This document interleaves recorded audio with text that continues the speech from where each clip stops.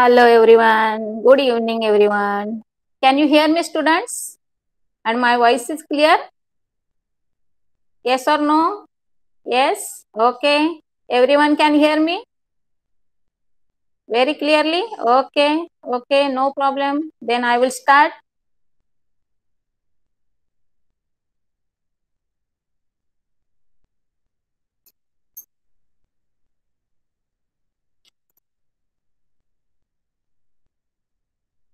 Today's topic is earthquake resistance या proof building. तो last lecture में हमने क्या पढ़ा था की precautions to be taken at the time of earthquake. म्हणजेच अर्थक्वेक झालं किंवा होत असेल तर आपण काय प्रिकॉशन घ्यायच्या या संबंधी आपण लास्ट लेक्चर मध्ये थोडंसं बघितलं होतं. आता तुम्हाला सांगितलंय की अर्थक्वेक प्रूफ रेजिस्टन्स बिल्डिंग कशा बनवल्या जातात आणि त्या म्हणजे त्यांचं कन्स्ट्रक्शन कोणत्या पद्धतीने केलं जातं. How the buildings are constructed to be. The construction which do not get damaged due to earth movement up to the certain limit are called earthquake resistant building. तुम्हाला जर शॉर्ट नोट आली आता नेहमीप्रमाणेच आता हे तर तुम्हाला आता चांगलं लक्षात आलं पाहिजे हा की आपला जेव्हा मी म्हणजे असं बुक मधलं तुम्हाला एक्सप्लेनेशन देत असते तेव्हा मेन पॉइंट जे असतात त्याच्यावर मी फोकस करत असते. तर थोडंसं तुम्ही मार्किंग वगैरे करत चला किंवा नंतर नेक्स्ट टाइम तुम्ही जेव्हा स्वतः रीडिंग कराल तेव्हा ह्या मेन पॉइंटला पेन्सिलनं मार्किंग करत चला. सुरुवातीला मी तुम्हाला हे सगळं सांगितलेलं आहे. तर आता जे काही मी एक सेंटेन्स वाचलं बघा की अर्थक्वेक रेजिस्टन्स म्हणजे काय. तर अर्थक्वेक रेजिस्टन्स साठी एक सिंपल म्हणजे वर्ड मध्ये त्यांनी एक डेफिनेशन दिली बघा. The construction which do not gate damage. समजलं. म्हणजे जेव्हा काही हालचाली होत असतात अंडरग्राऊंड त्या मुवमेंटमध्ये जेव्हा कन्स्ट्रक्शन डॅमेज होत नाही अशा कन्स्ट्रक्शनला काय म्हटलं जातं अर्थक्वेक प्रूफ बिल्डिंग. समजलं सगळ्यांना. The construction which do not get damaged due to the earth movements up to a certain limit are called earthquake resistant building. To construct tall buildings, Indian Standard Institute has made some code of conduct. बघा आता म्हणजे नेहमी builder लोक तर construction करत असतात आणि construction करत असताना ते जे मटेरियल वापरतात ते म्हणजे थोडंसं त्यांनी मेंटेनच केलेलं असतं की थोडासा म्हणजे धक्का सहन करतील असं कन्स्ट्रक्शन त्यांच्याकडे असलंच पाहिजे. नाहीतर मग एकावर एक एवढे फ्लोअर ते चढूच शकत नाही. त्याला आपण आरसीसी बिल्डिंग म्हणतो बघा. म्हणजे जे पिलर उभे केले जातात त्याच्यामध्ये जे आयर्न रॉड टाकले जातात तर ते आरसीसी जे असतं ते तर मजबूत असतंच. पण बऱ्याच वेळेला जेव्हा म्हणजे अर्थक्वेक होतात तेव्हा ते आरसीसी टिकू शकत नाही. म्हणजे त्याला आपण अर्थक्वेक प्रूफ बिल्डिंग म्हणू शकत नाही किंवा अर्थक्वेक प्रूफ कन्स्ट्रक्शन म्हणू शकत नाही. मग आता इंडियन स्टँडर्ड इन्स्टिट्यूट म्हणजेच ISI असं त्याचा शॉर्ट फॉर्म आहे. त्यांनी एक असं फॉर्म्युला दिलेला आहे की तुम्ही या साच्यामध्ये या क्रायटेरियामध्ये तुम्ही बिल्डिंग कन्स्ट्रक्ट करायची आहे आणि मग ती बिल्डिंग तुमची त्या अर्थक्वेक एक माइल्ड अर्थक्वेक असेल किंवा थोडासा एक म्हणजे थोडासा बऱ्यापैकी असेल तर तो ती बिल्डिंग सहन करू शकते. तो धक्का ती सहन करू शकते. याला त्यांनी काय नाव दिलेलं आहे इंडियन स्टँडर्ड इन्स्टिट्यूट. समजलं. Buildings are constructed as per IS Indian standard. हा 4, 5, 6 नंबर किती लक्षात ठेवायला इझी आहे बघा कारण तुम्हाला हे नंबर लक्षात ठेवायचे आहेत. हा IS 4, 5, 6 सिरियल नंबर आहे बघा 4, 5, 6 म्हणजेच थोडक्यात सांगायचं आहे IS 456 and earthquake resistant construction are performed as per IS 1893. Criteria of earthquake resistant design of structure. म्हणजे हे नंबर तुम्हाला काय सांगतात की इंडियन स्टँडर्ड इन्स्टिट्यूटने तुम्हाला या प्रकारचे नंबर दिलेले आहेत. त्याच्यामध्ये पहिला आहे तो तुमचा IS 456 म्हणजे तुमचं आरसीसी कन्स्ट्रक्शन जे आपल्या प्रत्येक बिल्डिंगला तयार करताना आरसीसी कन्स्ट्रक्शन केलेलंच असतं. इव्हन ते अंडरग्राऊंड पण जवळजवळ 10 फुटांपर्यंत आरसीसी केलेलं असतं आणि नंतर मग त्याच्यावर बिल्डिंग स्टेप बाय स्टेप एक एक फ्लोअर त्याचा चढवत असतात किंवा ते कन्स्ट्रक्ट करत असतात. आणि दुसरं त्यांनी दिलेलं आहे IS 1893. याच्यामध्ये त्यांनी सांगितलेलं आहे की त्या बिल्डिंग जेव्हा तयार करत असतात तेव्हा त्या जमिनीपासून म्हणजे आता अर्थातच ती टच असणार आहे जमिनीला, पण ती बिल्डिंग उभी करताना जे त्यांचं आरसीसी कन्स्ट्रक्शन आहे ते एका ब्लॉक मध्ये असणार आहे. म्हणजे असं खूप मोठा डीप असे एरिया जो असतो ज्याला प्लॉट वगैरे म्हणतात, त्या प्लॉट मध्ये असे असंख्य पिलर तयार करतात आणि त्या पिलरवर बिल्डिंग उभी केली जाते. म्हणजे त्या बिल्डिंगचा बाकीच्या ज्या रिलेटेड जी अर्थ आहे त्याच्याशी काहीही संबंध येत नाही. समजतंय? हे नंबर तुम्हाला खूप महत्वाचे आहेत आणि हे तुम्हाला लक्षात ठेवायचे आहेत. समजतंय? आणि त्याच्यानंतरचा दुसरा एक नंबर आहे बघा, IS 13920, ductile detailing of reinforced concrete structure subjected to seismic force. म्हणजेच अगदी तिथे म्हणजे त्या एरियामध्ये भूकंपाचा धक्का बसला तरीही तो धक्का जो आहे तो ऍब्सॉर्ब करण्याची कपॅसिटी त्या कन्स्ट्रक्शन मध्ये असली पाहिजे. समजतंय? म्हणजे पहिलं तुम्हाला 456 मध्ये काय सांगितलं, आरसीसी कन्स्ट्रक्शन.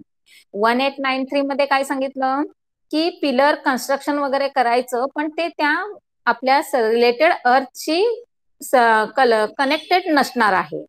आणि त्याच्यानंतरचं थर्ड वन तुम्हाला सांगितलेलं आहे की IS 13920 हे असं असणार आहे कन्स्ट्रक्शन की बनवतानाच त्याच्यामध्ये वेगवेगळे केमिकल्स टाकले जाणार आहेत. मोठमोठे पिलर बनवले जाणार आहेत, त्यांची स्ट्रॉंगनेस म्हणजे स्ट्रेंथ आहे ती हाय क्वालिटी असणार आहे. आणि अशाच प्रकारचे जर काही धक्के बसत असतील तर ते धक्के सहन करण्याची क्षमता, ऍब्सॉर्ब करण्याची क्षमता त्या कन्स्ट्रक्शन मध्ये असली पाहिजे. एवढ्या म्हणजे कॉन्क्रीटचे ते पिलर किंवा कन्स्ट्रक्शन बनवलं जातं आणि ते कन्स्ट्रक्शन असतं त्यालाच नाव त्यांनी दिलेलं आहे अर्थक्वेक रेजिस्टंट बिल्डिंग किंवा अर्थक्वेक प्रूफ बिल्डिंग. क्लिअर झालं सगळ्यांना?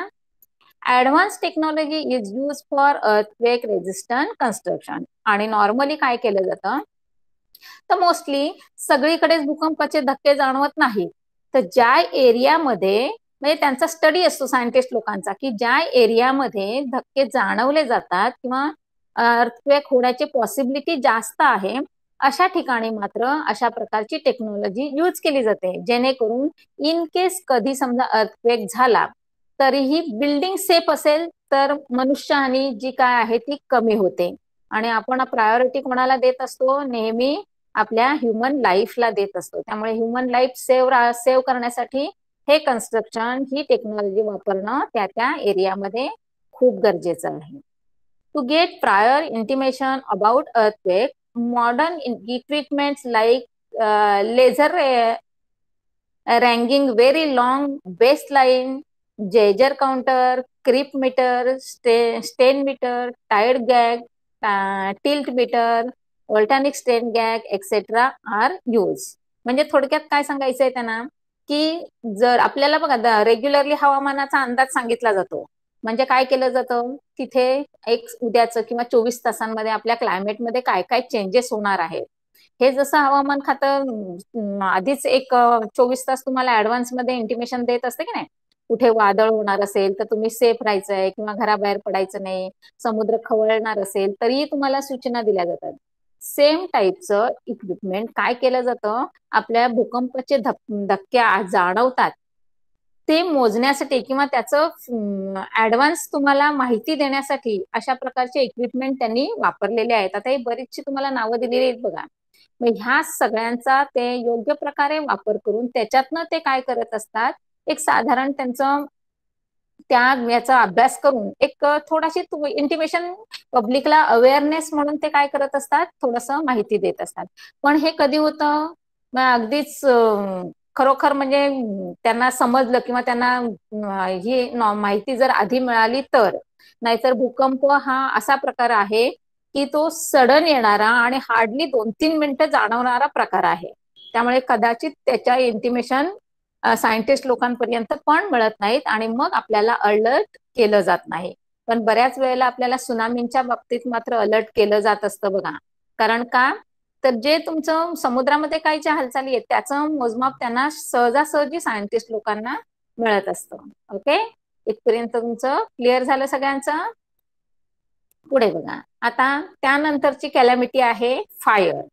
जसं अर्थक्वेक तुमचं आहे नॅचरल कॅलॅमिटी, तसंच फायर काय आहे बघा क्वेश्चन पण तुम्हाला दिलेला आहे, fire is a natural calamity or man-made calamity. तर फायरच्या बाबतीत ह्या दोन्ही पॉसिबिलिटी आपल्या शक्य आहेत. का? तर कधी कधी जंगलामध्ये वणवा लागतो बघा, म्हणजे जंगलामध्ये आग लागते, किंवा कुठेतरी असं फायर होत असतं. मग ते कसं होत असतं, तर ते नॅचरल आहे, कारण जंगलामध्ये सहजासहजी आपण लावत नाही आग, किंवा चुकून कधीतरी आपल्याकडनं पण लावली जाते. म्हणजे कसं, थोडक्यात तुमच्या जर शेताकडचा काही एरिया तुम्ही जाळत असाल, तर ते जळत जळत जळत कुठेतरी जास्त एरियामध्ये पसरू शकतं, आणि मग ती लागलेली फायर आहे त्याला मॅनमेड म्हणायचं. आणि जंगलामध्ये लागतं, वणवा असतो जो आपल्याला रात्रीचा दिसतो बघा कधीतरी, तर तो मात्र नॅचरल कॅलॅमिटीमध्ये असतो. त्यामुळे फायर हे तुमचं दोन्ही मध्ये असतं, की कधीतरी ते नॅचरल पण असू शकतं आणि कधीतरी ते मॅनमेडही असू शकतं. आता ह्या फायरचे तुम्हाला एक 4-5 प्रकार दिलेले आहेत बघा, 5 प्रकार आहेत. तर लक्षात ठेवायला सोपे कसे, फायरवर जर तुम्हाला शॉर्ट नोट आली किंवा फायरवर जर तुम्हाला काही क्वेश्चन विचारले गेले, तर ह्या 5च्या 5 टाईप आहेत, त्यांचा उल्लेख तुम्हाला त्याच्यामध्ये करायचा आहे. ते एक्सप्लेनेशन कसं द्यायचं, तर बघा, पहिलं ABC हे 3 टाईप तुम्हाला दिलेले आहेत बघा, class A, class B and class C. तर याच्यामध्ये तुम्हाला लक्षात ठेवायला इझी का आहे, सॉलिड सबस्टन्स, बी आहे ते लिक्विड सबस्टन्स आणि सी आहे ते गॅसेस सबस्टन्स. म्हणजे थोडक्यात काय आहे, आपल्या ज्या स्टेजेस आहेत की नाही त्या लक्षात ठेवायच्या, सॉलिड, लिक्विड अँड गॅसेस. म्हणजेच क्लास 1 याच्यामध्ये कोणत्या प्रकारची फायर येऊ शकते, तर सॉलिड सबस्टन्स आहे. मग आता सॉलिड सबस्टन्स मध्ये काय आहे, तर त्याच्यासाठी एकच वाक्य तुम्हाला दिलेलं आहे बघा, commonly flammable material are their fuel source. Example काय दिलेलं आहे, wood, clothes, coal, paper etcetera. म्हणजे थोडक्यात लक्षात कसं ठेवणार तुम्ही, types of fire, class 1 category, त्याच्यामध्ये तुमचं असणार आहे सॉलिड फायर, आणि सॉलिड फायर मध्ये येणारे सगळे तुमचे जे असणार आहेत ते सगळे तुमचे सॉलिड मटेरियल असणार आहेत, सॉलिड फ्युअल असणार आहेत. मग आता सॉलिड फ्युअल मध्ये काय काय येतं, तर मोस्टली फर्स्ट प्रेफरन्स आहे तो वूड आणि कोल आणि पेपर्स, कारण तुमचे हे सगळे सॉलिड आहेत. तर हे सॉलिड सबस्टन्स आहेत की ते तुमचे फायर स्प्रेड करू शकतात, आणि म्हणजे अगदी इझिली नाही पेटत, पण एकदा पेटलं की मात्र ते विझत नाहीत आणि ते कंटिन्यू करू शकतात, किंवा त्याच्यामुळे आग वाढू शकते. समजते? म्हणून त्यांचा पहिला जो क्लास आहे त्याला नाव दिलेलं आहे क्लास ए फायर, आणि ज्याच्यामध्ये तुमचे सगळे सॉलिड फ्युएल्स येत असतात. क्लिअर झालं सगळ्यांना? आता दुसरा क्लास बघा, दुसऱ्या क्लासचं नाव आहे क्लास बी फायर. आता क्लास बी फायर मध्ये काय येत असतं, तर class B fire includes liquid substances. That means fire causes due to the flammable liquid substance which are petrol, oil, varnish, cooking oil and paints. म्हणजेच थोडक्यात काय लक्षात ठेवायचंय तुम्ही, क्लास बी किंवा क्लास 2 मध्ये तुम्हाला सगळे लिक्विड सबस्टन्सेस असणार आहेत which are in liquid state. मग आता लिक्विड स्टेट मध्ये असणारे फायर सबस्टन्स कोणते असणार आहेत, तर आपल्याला माहितीये फ्लेमेबल सबस्टन्स कोणते आहेत, तर पेट्रोल, रॉकेल. आता सगळ्यांची नावं तुम्हाला इथे दिलेली नाहीत, म्हणजे तुम्ही काय लिहिणार आहात, you can write petrol, diesel, kerosene, all types of oil, varnish and cooking oil also. कारण कुकिंग ऑइलचं तुम्ही कधी किचन मध्ये बघितलं, तर कुकिंग ऑइल तुमचं असं लगेच पेटत नाही, पण खूप मोठी हीट झाली त्याला तर ते असं वेपर मध्ये कन्व्हर्ट होतं बघा. कधीतरी बघितलं असेल किचन मध्ये कोणी, तर जास्त तेल तापलं तर त्याच्यातनं तुम्ही, वडावाल्याच्या इथे हा नक्की एक्सपिरियन्स घेतलेला असेल, की त्याच्या त्यात बॉइलिंग जे स्टेजला तो त्यांचा ऑइल असतो की नाही, त्याच्यातनं वेपर्स बाहेर येत असतात बघा. आणि इन केस जर कंट्रोलमध्ये नाही राहिलं तर ते कॅच करू शकतं फायर. समजते? त्यामुळे ऑइल नेहमी काय करायचं असतं, एक टेम्परेचर मेंटेन ठेवायचं असतं, आणि नाहीतर ऑइलमध्ये जास्त आग लागते आणि ती शक्यतो तुम्ही कंट्रोल करू शकत नाही. त्यामुळे लक्षात ठेवायचं आहे, क्लास बी मध्ये तुमचे सगळे लिक्विड सबस्टन्सेस असणार आहेत, आणि लिक्विड सबस्टन्स मध्ये तुमचे बरेचसे फ्लेमेबल लिक्विड्स येत असतात. All this substance are lighter than water. बघा, आता everyone know that all the oils, all the liquid substances are lighter than water, so they are spread on surface of the water. Therefore, fire extinguishers can be used to extinguish the fire. आता लक्षात घ्या की अशा प्रकारची जर आग लागलेली असेल आणि तुम्हाला ती विझवायची असेल, आता घरात थोडंसं असेल तर तुम्हाला एक शॉर्टकट मी सांगते बघा, की ऑक्सिजन सप्लाय नाही मिळाला तर आग झटकन विझू शकते. मग बऱ्याच वेळेला आपण बघा एखादा कोणाला आग लागली तर आपण काय करतो, त्याला क्लोज करतो म्हणजे कपड्याने झाकतो, किंवा एखाद्या भांड्यामध्ये तेल पेटलं तर त्याच्यावर कव्हर ठेवायचं म्हणजे प्लेट ठेवायची, की ऑक्सिजनचा कॉन्टॅक्ट मिळाला नाही की ते आहे तिथे स्टॉप होतं. मग असंच जर मोठ्या प्रमाणामध्ये आग लागली तर तुम्हाला ती कंट्रोल करण्यासाठी फायर एक्सटिंग्विशर यूज करावे लागतात. कळतंय सगळ्यांना? आणि बऱ्याच वेळेला आपल्या छोट्या रिक्षांमध्ये किंवा स्कूलमध्ये असे फायर एक्सटिंग्विशर बसवलेले असतात बघा, आणि त्याचं स्ट्रक्चर म्हणजे कसं असतं, इंटरनल स्ट्रक्चर, त्याच्यामध्ये काय यूज केलेलं असतं, हे मला असं वाटतं तुम्हालाच लास्ट सेमिस्टरला मला असं वाटतं शिकवलं असेल मी, किंवा हो लास्ट 2-3 लेसन मध्ये मी तुम्हाला हे नक्की एक्सप्लेन केलेलं असणार आहे. त्यानंतरचा आहे आपला क्लास सी, ज्याच्यामध्ये सगळे गॅसेस सबस्टन्सेस येतात. आता गॅसेस मध्ये काय आहे, तुमचं फर्स्ट एक्झाम्पल दिलेलं आहे एलपीजी गॅस, की जो तुमच्या घरामध्ये यूज केला जातो. समजते? Fire cause due to the acetylene और household gas, that means LPG, liquefied petroleum gas. आता हे तुम्हाला सगळ्यांना माहिती असणार आहे की ह्यांच्या ज्या जोत्स असतात की नाही, म्हणजे यांची जी काही फ्लेम असते ती एकदम स्ट्रॉंग असते, ब्ल्यू फ्लेम असते बघा, म्हणजेच त्याच्यातनं जी हीट जनरेट होत असते ती मोठ्या प्रमाणात होत असते, आणि म्हणूनच आपला स्वयंपाक खूप फास्ट होत असतो बघा, as compare to the stove burner. आता हे झाले तुमचे 3 टाईप, ज्याच्यामध्ये तुमचे solid, liquid and gases substance include होत आहे. आता 4th क्लास जो आहे तो क्लास आहे तुमचा डी क्लास. आता डी क्लास मध्ये काय येतं, तर ऑल केमिकल सबस्टन्स. लक्षात ठेवायला इझी किती आहे बघा तुम्हाला. पहिले झाले तुमचे ते जे तुमच्या 1 by 1 solid, liquid and gases state मधले, अँड 4th वन आहे केमिकल. मग केमिकल मध्ये काय काय येणार आहे, fire cause due to the combustible metals like potassium, sodium and calcium. म्हणजे आता तुम्ही मेटल्स अँड नॉन मेटल्स या लेसन मध्ये सगळा फुल मेटल स्टडी केलेला आहे, आणि ऑल प्रॉपर्टीज तुम्हाला सगळ्या त्या मेटल्सच्या माहिती आहे. आणि त्यामध्ये मी तुम्हाला एक सोडियम हा जो आहे त्याच्याबद्दल बरंचसं मी तुम्हाला सांगितलं होतं की Y sodium is kept in kerosene, because it is very reactive. आणि तेच तुम्हाला आता इथे आहे की सोडियम हा हायली रिॲक्टिव्ह आहे. त्याचप्रमाणे पोटॅशियम हा हायली रिॲक्टिव्ह मेटल आहे, आणि कॅल्शियम सुद्धा हायली रिॲक्टिव्ह मेटल आहे. त्यामुळे ऑक्सिजनच्या कॉन्टॅक्ट मध्ये आले किंवा हवेमध्ये आले की ते इमिजिएट पेट घेत असतात. त्यामुळे काय केलं जातं, यांच्यामुळे आग लागण्याची शक्यता, फायर लागण्याची म्हणजे होण्याची शक्यता जास्त असते. Which react with water at normal room temperature. बघा, म्हणजे जर पाण्यासोबत हे कॉन्टॅक्ट मध्ये आले तर मात्र इमिजिएट स्फोट होतो, म्हणजे स्पार्क होतोच होतो. आता तुम्हाला अजून तुम्ही छोटे आहात त्यामुळे तुम्हाला लॅबोरेटरीमध्ये हे एक्सपेरिमेंट दाखवले नसतील, पण इन केस जर तुमचे सायन्स टीचरनी हे दाखवलं तरीही जेव्हा जेव्हा हे तुम्ही एक्सपेरिमेंट बघाल किंवा कराल तेव्हा व्हेरी केअरफुल असायचंय, कारण त्याच्यातनं स्पार्क होतो आणि तो बघितल्या बघितल्या आपल्याला थोडंसं घाबरायलाच होत असतं, कारण तो इमिजिएट पेट घेत असतो. समजते?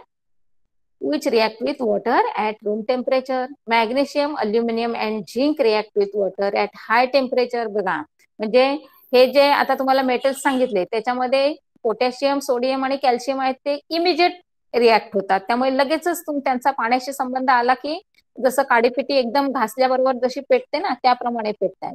आणि दुसरे जे सेकंड नंबरला तुम्हाला दिलेले आहेत मॅग्नेशियम, अल्युमिनियम आणि झिंक, हे पण आहेत, पण ते काय आहेत हाय टेम्परेचरला, म्हणजे त्यांच्याशी रिॲक्शन होण्यासाठी टेम्परेचर किंवा बॉइलिंग वॉटरची गरज असणार आहे. Wien both this groups combine with water it explodes. बघितलात? तुम्हाला आता एक एक्झाम्पल मी तुम्हाला देते की तुम्ही दिवाळीमध्ये फटाका लावता बघा, की ज्याला तुम्ही नुसती अगरबत्तीची काडी जरी नेली तरी फटाका फुटते की नाही, म्हणजे ते जे एक्सप्लोजन आहे की नाही त्याप्रमाणे तुमचं हे केमिकल सबस्टन्सचं वॉटर बरोबर रिॲक्शन होत असताना एक्सप्लोजन दिसत असतं. आता त्याच्यानंतरचा 5th क्लास आहे तो क्लास काय आहे? Class E. आता ई स्टँड फॉर इलेक्ट्रिकल. राहील लक्षात सगळ्यांच्या? हे टाइप्स किती, म्हणजे एक तुम्हाला मी ट्रिक दिली की कशा प्रकारे तुम्ही ते लक्षात ठेवायचे आहेत आणि साधे 2-2 ओळींमध्ये तुम्ही ते एक्सप्लेन करायचे. जेव्हा तुम्हाला टाइप्स विचारतील तेव्हा फक्त टाइप्सची नावं लिहायची नाही, तुम्हाला एक्सप्लेनेशन लिहायचं आहे. म्हणजे types with explanation and with example. Clear झालं सगळ्यांना?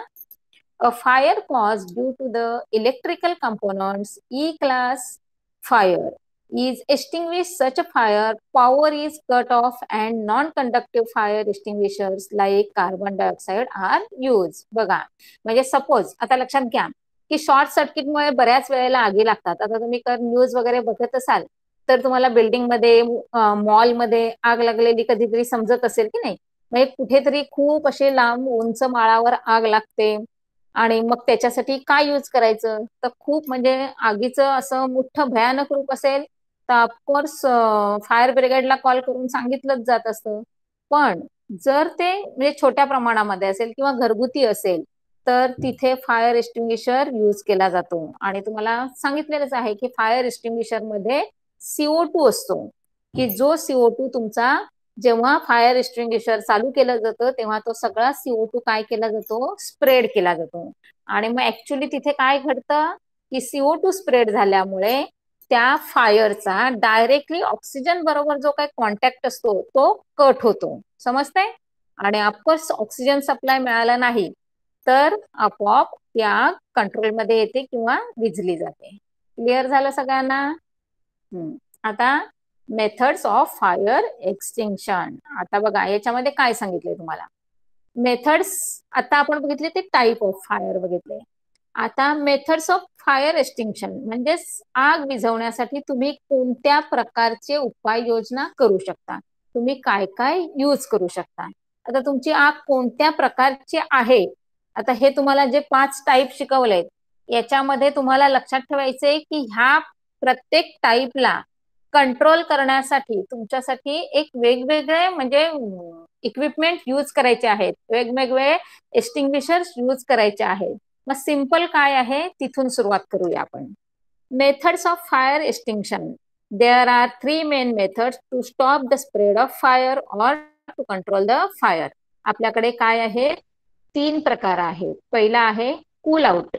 आता सपोज लक्षात घ्या की म्हणजे मोठं हाय टेम्परेचर झालं, म्हणजे थोडक्यात सांगायचे तुम्हाला ऑइल खूप गरम झालं तर त्याला पहिल्यांदा टेम्परेचर कूल होणं गरजेचं आहे. मग टेम्परेचर कूल करण्यासाठी काय करणार आहोत आपण? पहिलं सगळ्यात महत्वाचं म्हणजे वॉटर यूज करणार आहोत. समजतंय? म्हणजे ठराविक ठिकाणीच तुम्ही वॉटर यूज करू शकता. जर आग तुमची किंवा फायर कॅच तुमचं इलेक्ट्रिसिटीमुळे झालं असेल, हा लक्षात घ्या, तर तिथे तुम्ही वॉटर यूज करू शकत नाही. क्लिअर होतंय सगळ्यांना? मग हे तुमचं जनरल नॉलेज आहे. हे तुम्ही पहिलं लक्षात ठेवायचं आहे की टाइप ऑफ फायर काय आहे आणि मग आपण त्याच्यासाठी काय यूज करू शकतो. समजतंय? आता कूल आउट मध्ये काय आहे बघा. कूल आउट म्हणजे use of water to control the to cool down the temperature. To extinguisher fire water is most common and effective solution which is easily available everywhere. बघा कुठेही आग लागू दे, आपण पहिलं काय करतोय?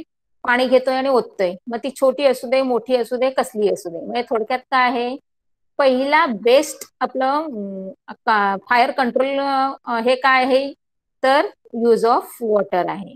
If you spray water on the fire और around the fire it creates cooling effect and it helps to the control the fire.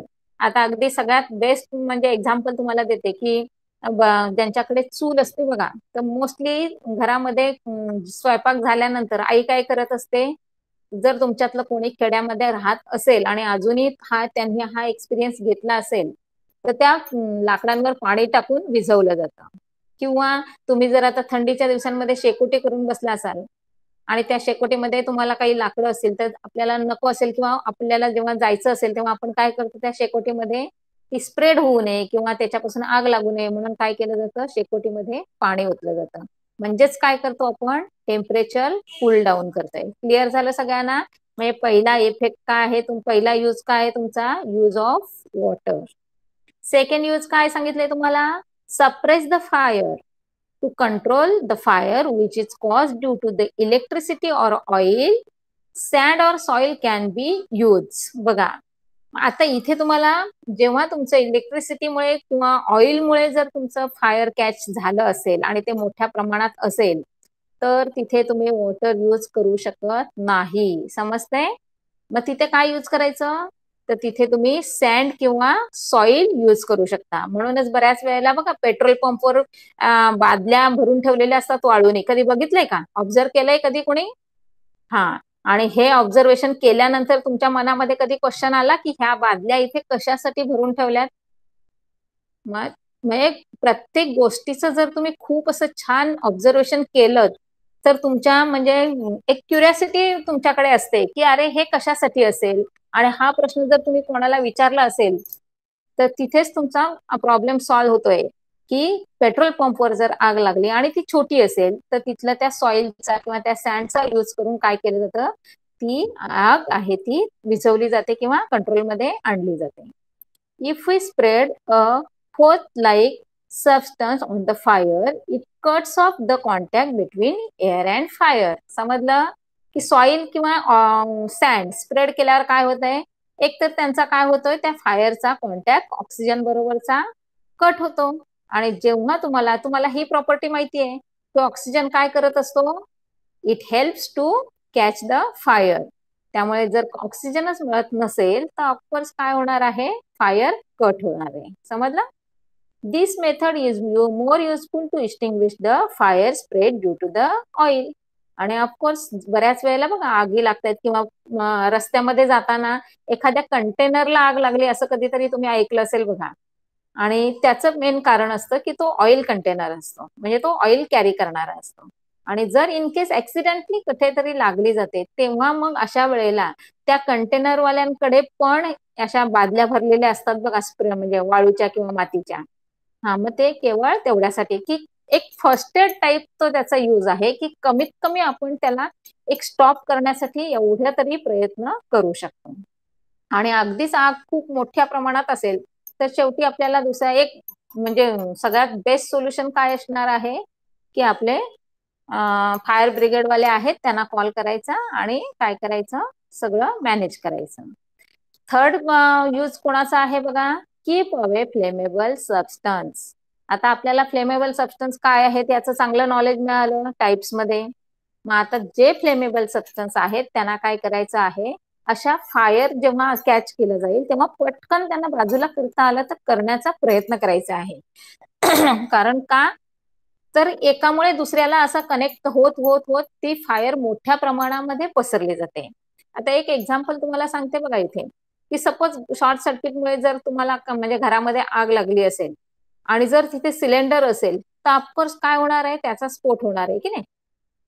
तेव्हा पहिलं काम काय करायचं आहे की असे काही पहिलं म्हणजे वाटलं तुम्हाला की छोट्याच प्रमाणामध्ये आग लागली तर पहिल्यांदा सगळं मेन स्विच आहे तो ऑफ पण करायचा.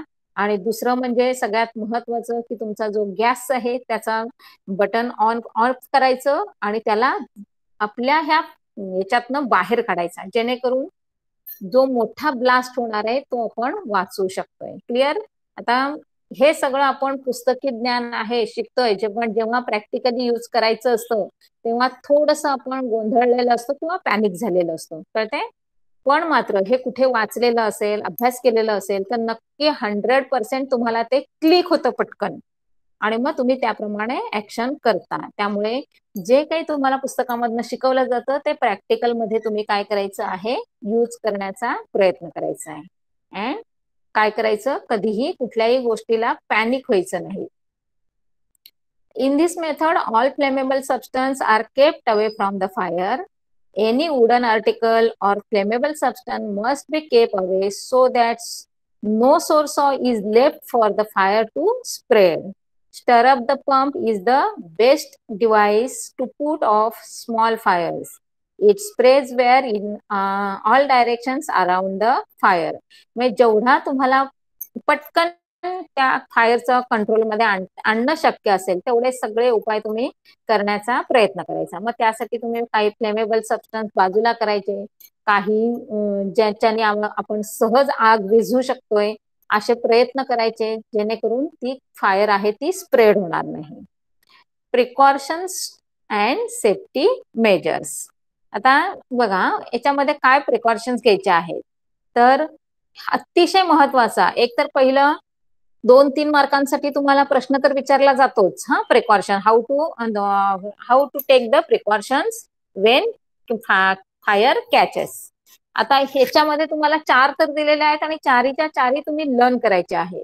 पहिलं काय आहे बघा, develop the habit of switching off the gas regulator Wien not in use, specially during night.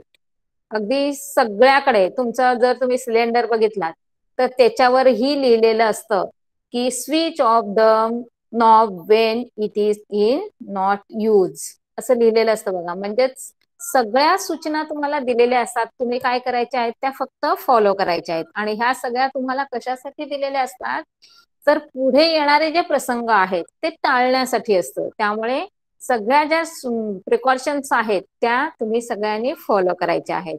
म्हणजेच रेग्युलरली पहिलं सगळ्यात लक्षात ठेवायचं आहे की सिलेंडरचा नॉब आहे तो रात्री झोपण्यापूर्वी ऑफ करूनच झोपायचा आहे. ही एक चांगली सवय आहे आणि ती प्रत्येकाने लावून घ्यायची आहे.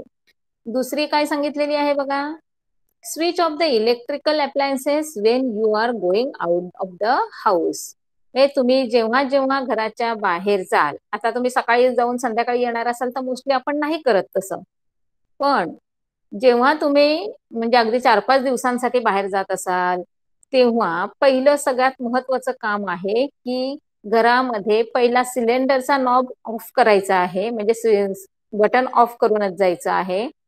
त्यानंतर सगळे घरामधले जे मेन स्विच आहेत डायरेक्टली बंद करून जायचं आहे. का तर कशासाठी हे सांगते की इन केस जर घरामध्ये गॅस लिकेज झाला आणि जर तुम्ही बाहेरून आलात आणि इलेक्ट्रिकचं बटन जर ऑन केलं तर तिथे एक छोटासा स्पार्क येतो बघा. कधी जर तुम्ही असा अंधारामध्ये चेक केलं तर तुम्हाला बटन ऑन करताना बऱ्याच वेळेला एक छोटा स्पार्क दिसतो. म्हणजे तुमचा लायटरचा स्पार्क कसा असतो त्या टाईपने असतो. आणि जर लायटरच्या स्पार्कने तुमचं गॅस फ्लेमेबल होत असेल तर ऑफकोर्स हा तुमचा स्प्रेड झालेला जो गॅस असतो की नाही तो ह्या इलेक्ट्रिसिटीच्या स्पार्कने पण पेटू शकतोय, कळतंय. म्हणून बऱ्याच वेळेला ह्या प्रिकॉशन घ्यायच्याच असतात. मग त्या तुम्ही घरात असताना पण घ्या, घराच्या बाहेर जात असाल किंवा बाहेर कुठे ट्रिपला पिकनिकला गावाला जात असाल तेव्हाही ह्या प्रिकॉशन तुम्ही घ्यायच्या आहेत. ओके. सेकंड नंबर काय सांगितलं, to make other alert and call them for help, shout loudly. आता बघा कधीतरी असे प्रसंग असतात की घरामध्ये आजी आजोबा एकटेच असतात, हेल्पलेस असतात किंवा लहान मुलं असतात किंवा सपोज आपण मोठी माणसं असू द्या. बऱ्याच वेळेला काय होतं, एखादा असा सडन काय असं घडलं की आपण काय करतो, पहिलं घाबरून जातो. आपल्याला काहीच कळत नाही काय करायचं. पण काही कळत नसेल तर कमीत कमी आपण ओरडू तर शकतो की नाही. म्हणजे पहिलं तुम्ही काय करायचं आहे की असे काही तुमच्यावर प्रसंग आलेच तर पहिल्यांदा मोठ्याने ओरडायचं, म्हणजे बाहेरच्या लोकांना आवाज गेला तर ते काय करू शकतात, तुम्हाला थोडीशी हेल्प करू शकतात. दुसरं आहे, जर तुम्ही कॉन्शियस असाल, जर तुम्ही म्हणजे असे पॅनिक नसाल झालेले तर हेल्पसाठी कोणाला तुमचे जे काही नेबर्स आहेत किंवा तुमचं कोणी जवळपासचं आहे त्यांना कॉल करून तुम्ही इन्फॉर्मेशन देऊ शकता, म्हणजे ते तुम्हाला हेल्प करू शकतील. ही झाली दुसरी प्रिकॉशन. आणि तिसरं काय सांगितलं, कॉल फायर ब्रिगेड. आणि अगदीच खूप मोठ्या प्रमाणामध्ये जर आग लागली असेल तर तुम्ही स्वतः तुमच्या एरियामध्ये असेल किंवा तुमच्या आसपास कुठे असेल तर तुम्ही स्वतः फायर ब्रिगेडला कॉल करून इंटिमेशन द्यायची आहे. क्लिअर. आणि फोर्थ नंबर काय सांगितलं, provide information how to use fire extinguisher. आणि बऱ्याच वेळेला मोठ्या बिल्डिंगमध्ये फायर एक्सटिंग्विशर ठेवलेले असतात, कारण फॉर सेफ्टी हे, पण ते असेल आणि यूज कसं करायचं हे जर माहिती नसेल तर असून काहीच फायद्याचं नाहीये, कळतंय. त्यामुळे लक्षात ठेवायचं आहे की फायर एक्सटिंग्विशर कसा यूज करायचं, कसा तो वापरायचा, हे सगळं नॉलेज तुम्ही एक म्हणजे प्रॅक्टिकल म्हणून कधीतरी, डेमो म्हणून कधीतरी करून बघायचा. तो आता आपण नाही करायचा आहे. लक्षात घ्या. नेहमी म्हणजे जे ट्रेनी लोक असतात त्यांच्याकडे, म्हणजे जे ट्रेनिंग देणारे असतात त्यांच्याकडनं ह्या सगळ्या इन्फॉर्मेशन कलेक्ट करायच्या असतात. कारण का, जर वस्तू आहे आणि जर तिचा वापर आपल्याला करता येत नसेल तर ती वस्तू असूनही नसल्यासारखी आहे, म्हणजेच ती युजफुल नाहीये. कळते? त्यामुळे थोडस काय आहे की फायर एक्सटिंग्विशर्स असतात त्यांचा वापर कसा करायचा हे थोडस नॉलेज तुमच्याकडे अपडेट असणं गरजेचं आहे. आणि फर्स्ट एड काय सांगितलं? लेट द पेशंट सीट किंवा sleep in the comfortable position and call the doctor immediately. अगदीच म्हणजे थोडक्यात त्यांनी एक लास्ट तुम्हाला फर्स्ट एड काय सांगितलं की इन केस समजा कुठेतरी गॅस सिलेंडरचा स्फोट होतो किंवा कुठेतरी आग लागली जाते आणि जर एखाद्या माणसाला जर त्याचा जास्त झटका बसला असेल तर त्या माणसाचा जीव वाचवण्यासाठी आपण पहिलं फर्स्ट एड, पहिले प्रयत्न करायचे आहेत. मग त्याला काय करायचं? तर एकतर पहिलं त्याला कम्फर्ट झोन मध्ये बसवायचं, झोपता येत असेल तर त्याला झोपवायचं आणि इमिजिएट काय करायचं आहे, डॉक्टरांना कॉल करून बोलवायचं आहे. क्लिअर झालं सगळ्यांना? Any doubt? बघूया कोणाला काय काय आहे डाऊट.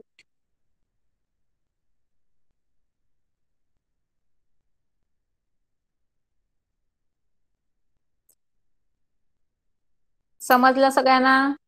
कोणाला काही शंका आहेत? No doubt? Ma'am I had a doubt. हा बोल Suman.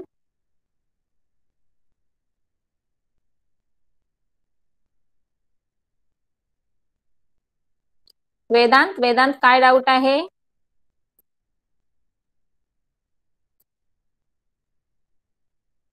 What is full form of IES? Indian standard institute.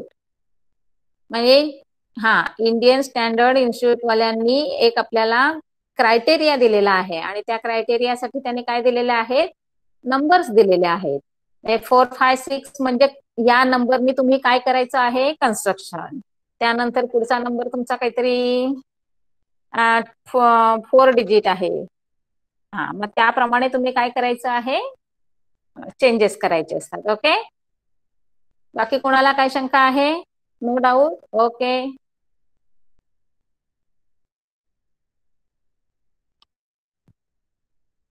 Next topic आहे आपला लँडस्लाइड. लँडस्लाइड सगळ्यांना माहिती आहे. लँडस्लाइड म्हणजे काय आहे? डोंगर कोसळणे किंवा एखादा डोंगराचा थोडासा भाग कोसळणे, त्याला म्हणायचं लँडस्लाइड. आता मी तुम्हाला एक एक्झाम्पल देते बघा. एक 2-3 वर्षांपूर्वी एक माळीण नावाचं गाव होतं बघा, तिथे लँडस्लाइड झालं होतं. हा, आता हे लँडस्लाइड म्हणजे काय? तर कम्प्लीट पावसामुळे काय झालं, सगळा डोंगर होता तो सगळा खाली आला आणि सगळ्याच्या सगळ्या त्या घरं जी त्या डोंगराच्या शेजारीच होती त्यामुळे ती काय केली, ती सगळ्या डोंगराची माती त्या घरांवर पडली आणि घरं गाडली गेली. हा जो प्रकार आहे त्याला काय नाव दिलेलं आहे? इथे दिलंय बघा, for Malin mishap in Pune district what are the effects. हा, तर आता ह्याच्याबद्दल पूर्ण सगळं एक्सप्लेनेशन तुम्हाला देणार आहे. Natural cracks and fissure cracks present in hard rocks cause their breaking, especially at the time of heavy rain. Water entering these cracks causes watering of these rocks. Weight increases, these rocks slides on the slopy region and settle down the lower slide. That is called collapse of the rift. म्हणजेच landslide. समजलं सगळ्यांना? आता ही झाली एक definition. पण मग त्याचं मी तुम्हाला एक्सप्लेनेशन सांगते बघा, की काय सगळ्यात महत्वाचं, जेव्हा हेवी रेन होतो तेव्हा ऑफकोर्स मोठ्या प्रमाणामध्ये पाणी येत असतं आणि तो पाण्याचा जो फ्लो आहे, तो पाण्याचा फ्लो काय करत असतो, आपल्या बरोबर येताना त्या सगळी डोंगरावरची माती, दगड काय असेल ते सगळं सोबत घेतो. का? तर त्या पाण्याचा फ्लो जास्त असतो. समजते? आणि बऱ्याच वेळेला तुम्हाला हे लँडस्लाइड होताना दिसत आहेत, त्याचं मेन कारण असतं आपण. कारण का, आपण सगळं आपली स्वतःची, म्हणजे थोडक्यात सांगायचंय, रेसिडेन्शियल एरिया म्हणून आपण काय करतो, फॉरेस्ट मध्ये जात असतो. हा, आणि मग फॉरेस्ट एरिया आपण काय करतो, रेसिडेन्शियल म्हणून यूज करतो. ऑफकोर्स ते डोंगर जे असतात त्यांचं काय होते, आपल्या डिगिंग प्रोसेसमध्ये किंवा आपला फॉरेस्ट कटिंग मध्ये, म्हणजे जे काय आपलं डिफॉरेस्टेशन आपली चालली आहे ना प्रोसेस, त्याच्यामध्ये थोडस एक नाही म्हटलं तरी आपण काय करतोय, डोंगराचं सगळं जे आहे ते इरोशन करतोय, सॉइल इरोशन थोडक्यात. आणि दुसरं, डिफॉरेस्टेशन केल्यामुळे काय होतंय, सगळ्यात महत्वाचे जे रूट्स होते की नाही आपले, ज्या झाडांचे, प्लांट्सचे, ते जे सॉइल असते ते घट्ट पकडून ठेवायचे, रॉक्सला असे घट्ट पकडून ठेवायचे, ते सगळं आता गेलं. त्यामुळे जी तुमची सॉइल आहे ती काय झाली, लूज झाली. आणि ऑफकोर्स जेव्हा हेवी रेनफॉल होतो तेव्हा ऑफकोर्स ती लुझन सॉइल जी आहे ती काय होते, पाण्याबरोबर फ्लो होते आणि मग तुम्हाला हा वॉटर लँडस्लाइडचा इफेक्ट जास्त जाणवतोय. क्लिअर? आता कॉजेस ऑफ द लँडस्लाइड बघा, त्यांनी कारण पण दिलेली आहेत तुम्हाला. पहिलं कारण आहे after effects of natural disaster like earthquake.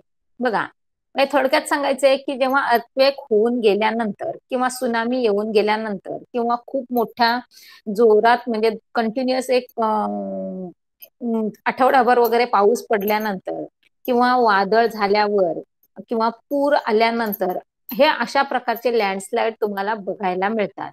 म्हणजे आपल्या डेली रुटीन मध्ये तुम्हाला लँडस्लाइड होताना शक्यतो दिसत नाही, पण जेव्हा ह्या नॅचरल कॅलॅमिटीज येतात तेव्हा जी काही मुवमेंट होत असते की नाही, त्या मुवमेंटचा इफेक्ट कुठेतरी आपल्या त्या याच्यावर होत असतो, म्हणजे सॉइलवर होत असतो. आणि ऑफकोर्स ती सॉइल काय होते, लूज होते. आणि लुझन सॉइल मग तुम्हाला काय करते, बऱ्याच वेळेला लँडस्लाइड म्हणून एक थोडासा इफेक्ट देत असते. सेकंड काय सांगितलंय तुम्हाला, unlimited cutting of the trees causes soil erosion.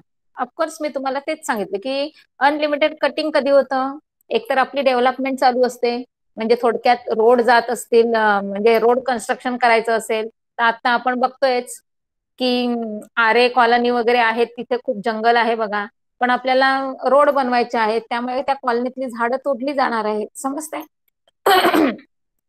किंवा आपल्या जंगलामध्ये म्हणा, डेव्हलपमेंट होत असताना आपल्याला रोड बनवणं, कन्स्ट्रक्शन करणं किंवा रेल्वे ट्रॅक कन्स्ट्रक्ट करणं, ह्या सगळ्या गोष्टी आपल्या चालू असतात नेहमी.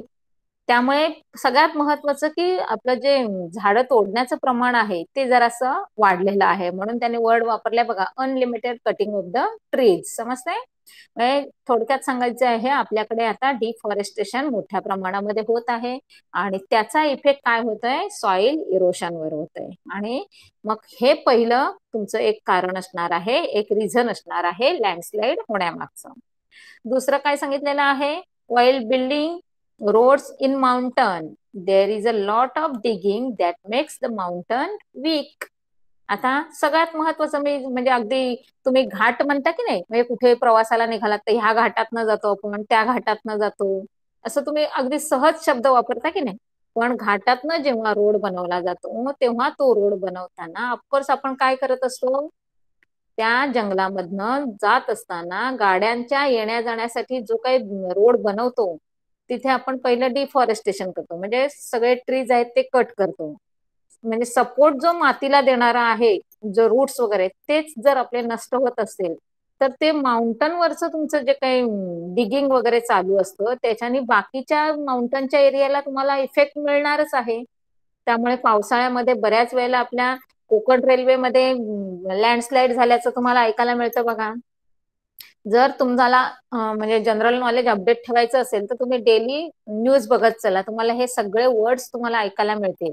म्हणजे लँडस्लाइड काय असतं, अर्थक्वेक काय असतं, फायर काय असतं, हे सगळं तुम्हाला म्हणजे प्रॅक्टिकली बघायला मिळतं. म्हणजे थोडक्यात काय सांगायचं आहे की जेव्हा आपण डेव्हलपमेंट काही करत असतो, काही कुठे इंडस्ट्री करत असतो, तेव्हा आपण डिफॉरेस्टेशन करतो आणि त्या डिफॉरेस्टेशनमुळे बऱ्याच वेळेला आपले माउंटन्स आहेत ते काय होतात, वीक होत जात आहे. पुढचं, इफेक्ट ऑफ लँडस्लाइड. आता जर लँडस्लाइड झालं तर काय होतं, तर याचं बेस्ट एक्झाम्पल म्हणजे तुमचं ते मालिन विलेज, की अख्खच्या अख्खं गाव ते त्या लँडस्लाइडमुळे गाडलं गेलं. Rivers get flooded and change their path. बघा, आता सपोज लँडस्लाइड झालं आणि त्याच एरियामधनं जर एखादी रिव्हर फ्लो होत असेल तर काय होणार आहे, लँडस्लाइडमुळे काय होणार, सगळी सॉइल, सगळे माती दगड येऊन त्याच्यामध्ये पडणार आहेत. आता हे असणार आहे ते अबायोटिक आहे, त्यामुळे आपण त्याला जर पुन्हा दुरुस्त केलं किंवा तिचा पाथ मोकळा केला तर होणार आहे, पण आपण काही अशा गोष्टी करत नाही. त्यामुळे नॅचरली रिव्हर काय होणार आहे, आपला पाथ चेंज करणार आहे. समजते? दुसरं काय कारण सांगितलेलं आहे, displacement of waterfall, formation of artificial water reservoirs. आता बघा, सपोज एखाद्या डोंगरावरनं कुठे वॉटरफॉल असतील, आता तुम्ही बऱ्याच वेळेला रेनी सीझन मध्ये अगदी स्टार्टिंग फेज मध्ये वॉटरफॉल मला जात असता की नाही, जे अगदी फेमस आहेत की अगदी नॅचरली खूप आपण एन्जॉय करू शकतो. पण इन केस त्याच एरियामध्ये जर लँडस्लाइड वगैरे झालं तर तो वॉटरफॉल तिथला बंद होऊ शकतो, कारण त्याच्यामध्ये माती जाणार, दगड जाणार, म्हणजे तो काय होणार, ऑफकोर्स क्लोज होणार आहे. पण म्हणजेच दुसरं काय होणार आहे, तर तो नेक्स्ट कुठल्या तरी एरियामध्ये चालू होणार आहे. समजते?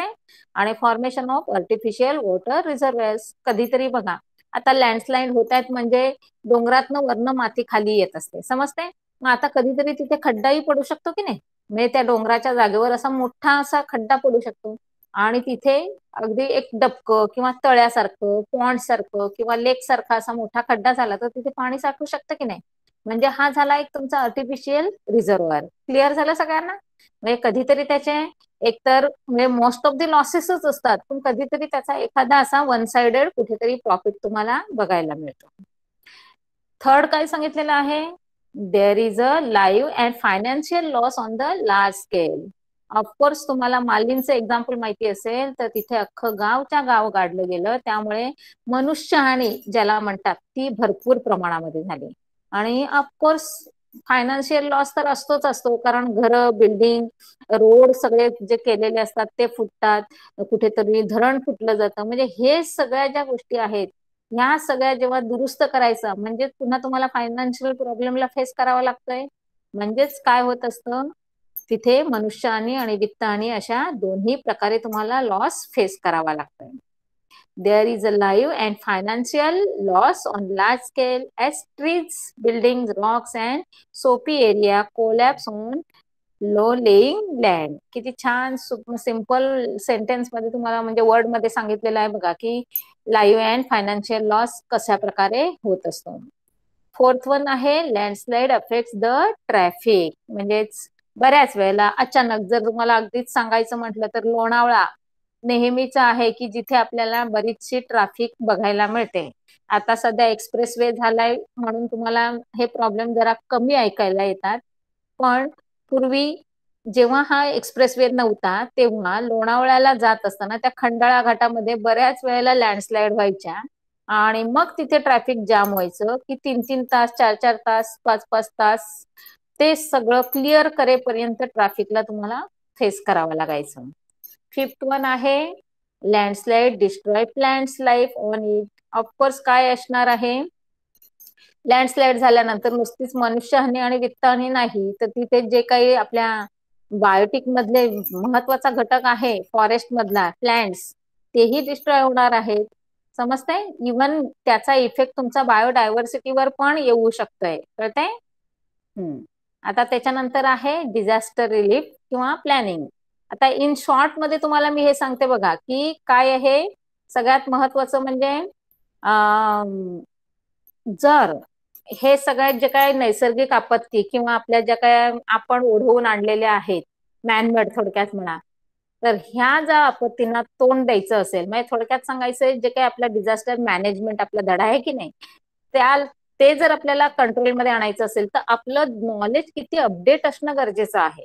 तर तुम्हाला एक एक्झाम्पल दिलेलं आहे त्यांनी स्कूलचं, की जर तुमच्या स्कूलमध्ये आता एक तर पहिला स्टाफ भरपूर असतो, स्टुडंट्स भरपूर असतात, म्हणजे लोक क्राऊड तिथे जास्त असतो आणि आपण व्हॅल्यू कोणाला देतोय, ह्युमन लाईफला देतोय.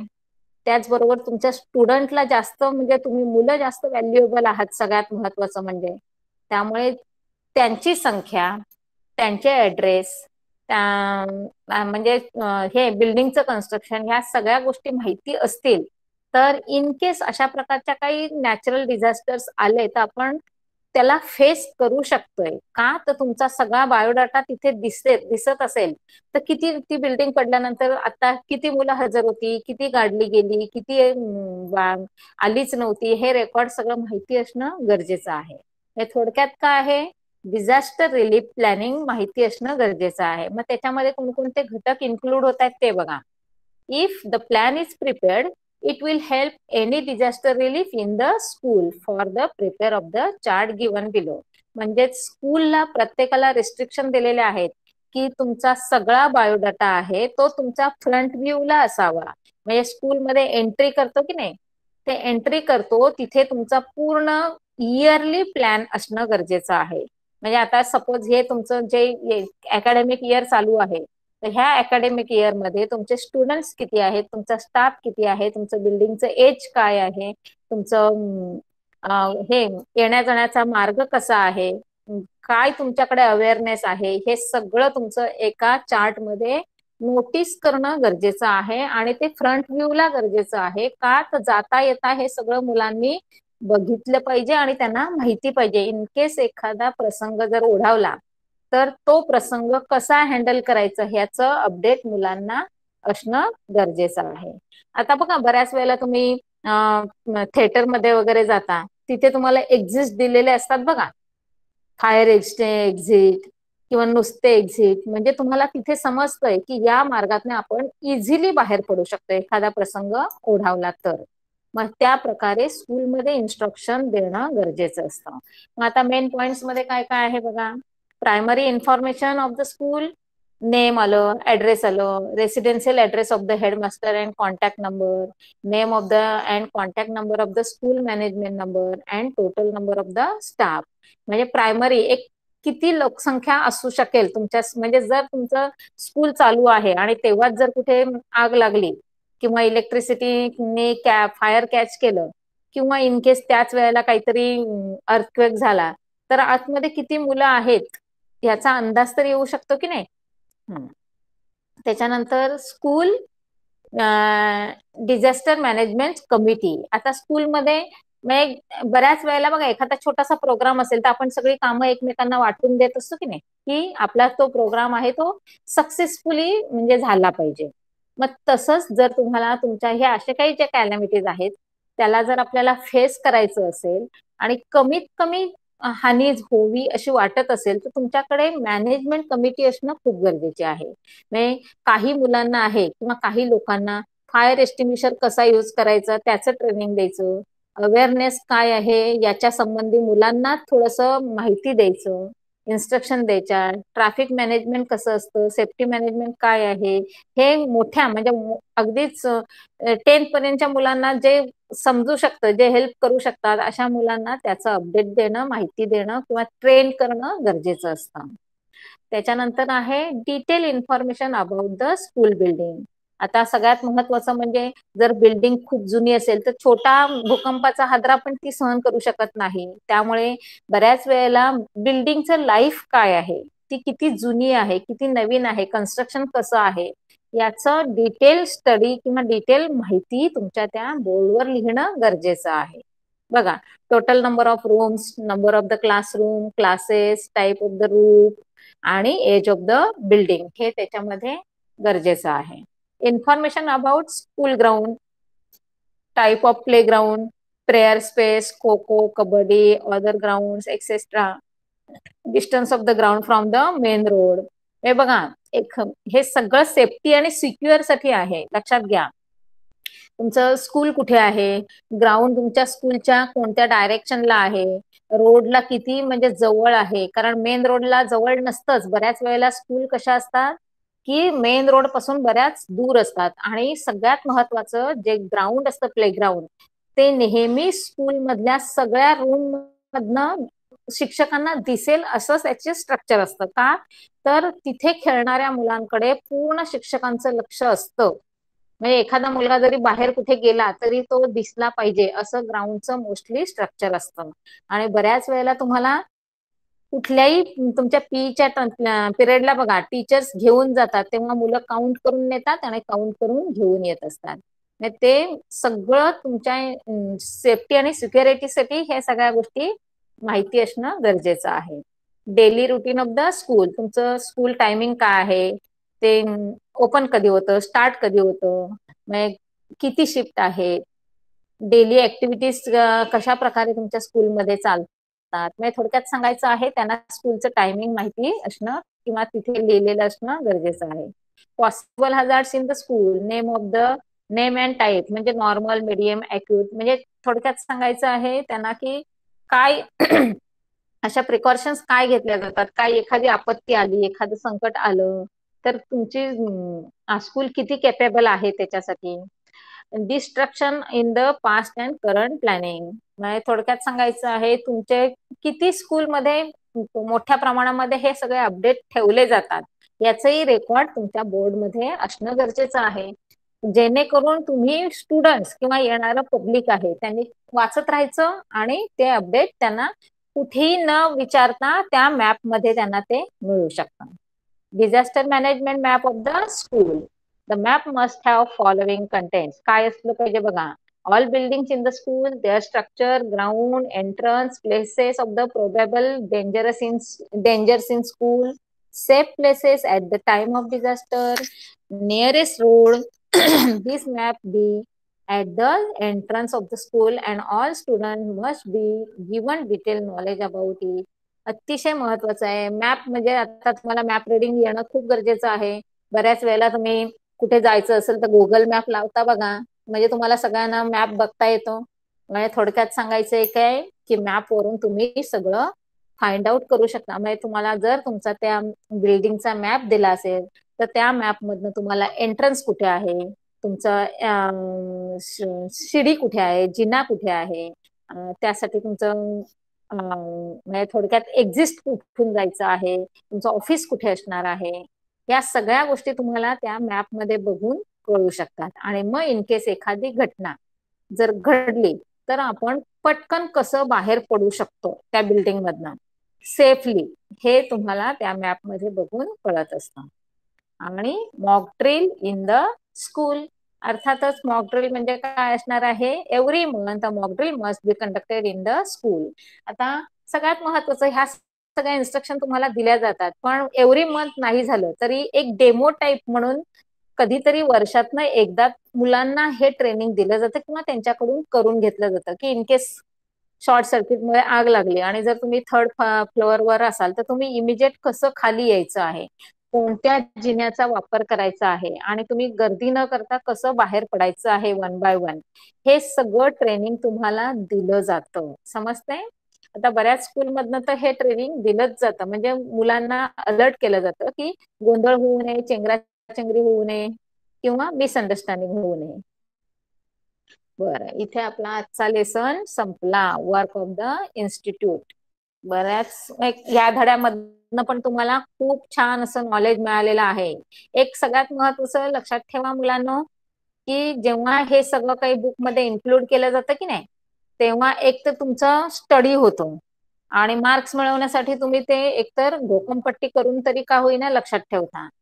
पण ऍज अ जनरल नॉलेज म्हणून तुम्ही जर ते खूप असं मनापासून स्टडी केलात तर मात्र लाईफ लॉंग तुम्हाला हे युजफुल आहे. कारण सायन्स हे तुमचं लाईफशी रिलेटेड असतं. सायन्स मधनं मिळणारं जे नॉलेज आहे ते तुमचं तुम्हाला पूर्ण लाईफवर उपयोगी पडणार आहे. आणि जसं तुमच्या एक एक स्टँडर्ड जाता की नाही तसं बेसिक नॉलेज तुमचं अपडेट होत राहतं. कारण आता तुम्ही हे डिझास्टर मॅनेजमेंट हा लेसन तुम्ही 8th स्टँडर्डला शिकताय, तोच तुम्हाला थोडस एक्स्ट्रा नॉलेज घेऊन येतं 9thला आणि त्याच्यानंतर पुन्हा जर 10thचं बुक बघितलं तर 10च्या बुक मध्ये पण तुम्हाला डिझास्टर मॅनेजमेंट आहे. म्हणजे थोडक्यात या लेसनचं जर तुमचा डीप स्टडी इथेच झालेला असेल, बेसिक नॉलेज तुम्हाला बेसिक गोष्टी जर इथेच माहिती झालेल्या असतील तर पुढचं तुम्हाला कॅच करणं एकदम इझी होऊन जातं आणि नथिंग इज इम्पॉसिबल. हा, त्यामुळे लक्षात ठेवायचंय, सारखं वाचत राहा, तुमचं नॉलेज अपडेट करत राहा. Everything is possible, everything is easy. Clear. आता आपलं झालं, लेसन संपलेला आहे. लेसन वरती एक्सरसाइज आहे, तीच तुमच्यासाठी होमवर्क असणार आहे आणि आपली वेळही संपत आली आहे. त्यामुळे आता आपण काय करूया, इथे स्टॉप करूया. ओके. काय कोणाला शंका आहे, कोणाला काही डाऊट आहे का? नो. ओके. येस. बरं, सगळ्यांचं स्कूल सुरू झालं का रे? असं ऑनलाईन नाही सांगत, व्हर्च्युअल व्हर्च्युअल नाही सांगत मी, फिजिकली स्कूल सुरू झालं कोणाचं? ओके, म्हणजे अजून तुमचे नो नो म्हणजे तुमचा आपला हा ऑनलाईन स्टडी आपला कंटिन्यू आपण ठेवायचाच आहे, कळलं? आणि अभ्यासाला भरपूर वेळ आहे, त्यामुळे एक थोडं स्लो बट स्टेडी असा अभ्यास करायचा, म्हणजे अगदीच खूप असं कंटिन्युअस करायचं असं नाही, पण ब्रेक पण घ्यायचा नाही. समजलं? Okay, bye bye.